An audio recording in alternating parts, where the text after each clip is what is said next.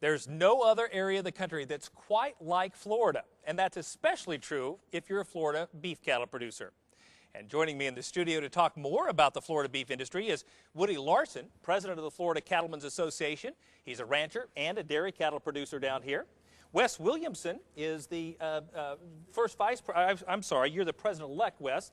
And you, in addition to raising cows and calves, I understand you have a citrus as well as a catfish operation. Is that right? Very unique. Right. And we have Henry Kempfer, and Henry is the first vice president, also a cow-calf operator. Gentlemen, thanks for coming to the show. Glad to be here. First question I have for you, what makes the Florida beef cattle industry so unique? Well, besides being a large cow-calf state, we're also a large people population state. With almost 20 million people in Florida, we rank number 3 in population in the United States. Wow. So that adds to the pressures we have sometimes. I would say. Kevin, another thing that makes us unique is the fact that it's 80 degrees in February. And so in this subtropical environment, we have an advantage in that we can raise forage 10 months out of the year, and that gives us a significant cost advantage over most other producers in the country. And what are some of the challenges facing you all here in Florida? Well, the environmental issues because of the 19 million people that live here in this state, and kind of competition for natural resources. Water, believe it or not, in the state of Florida is quite important. And you know, as cattle producers, we like to demonstrate to people that we're very sustainable environmentally. The cow-calf operations are. Well, and freight is another big issue that we deal with. As far south as we are down here, our cattle that are moving west to go to feedlots or grass operations really get discounted pretty hard. It's upwards of 10 to 15 cents a pound right now. So it's really takes away from some of the gain we get in production costs from some of the other advantages we do have. Now, as a leadership team at the Florida Cattlemen, what are some of your priorities in 2013? Well, one of our big priorities is, 2012 was an election year, and we've got a lot of new faces in our legislature and Congress. So we have to make it a really strong priority for us to build relationships and educate these folks and just let them know who we are and what we stand for. You know, Kevin, NCBA being in Florida has been a big priority for us. Yeah. We are thrilled to have them here.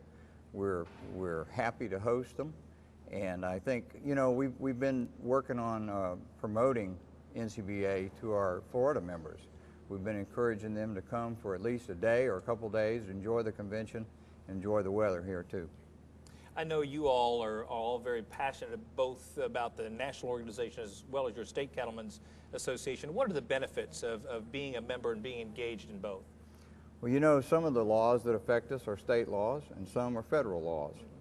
And just to give you an example, for instance, the estate tax laws are federal, obviously, and then transportation. Every state has some, and feds have some. Kevin, I can't think of a better reason to be a member of the NCBA than the estate tax. I mean, the NCBA and their staff has gone to bat for us in Washington. We finally came out with a law. It may not be the perfect law, but it's much better than probably the direction we were heading, and that's just a tremendous reason to be an NCBA and let them represent our industry. Well, and same with the Department of Transportation, and you have state laws and federal laws there, and it's so important for us and through our state association to be able to have input and with our legislators here and work on these state laws, but also having help and joining in with NCBA and working on those federal laws as well, these state or federal highways. The most important thing is to have the synergy and collaboration of a state and a national organization like we have with Florida and NCBA. Being able to work together on common issues really adds clout to our whole program. 2 and 2 equals 5, right? Right. So what's one thing, for folks that aren't able to join us here this week, what's one thing you'd want people to know about the Florida cattle industry?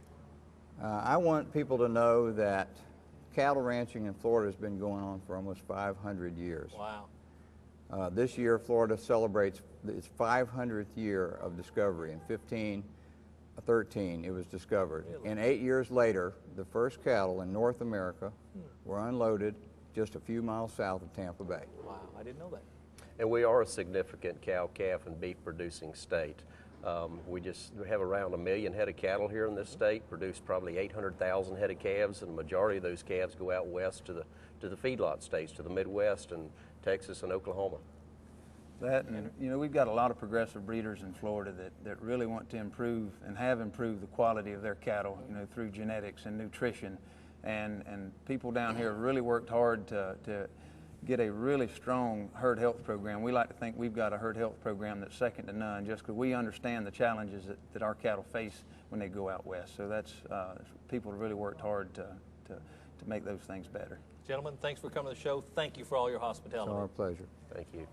For more information on the Florida Cattlemen's Association or for details about how you can join us here in Tampa this week, just visit our website at cattlementocattlemen.org, or you can visit floridacattlemen.org.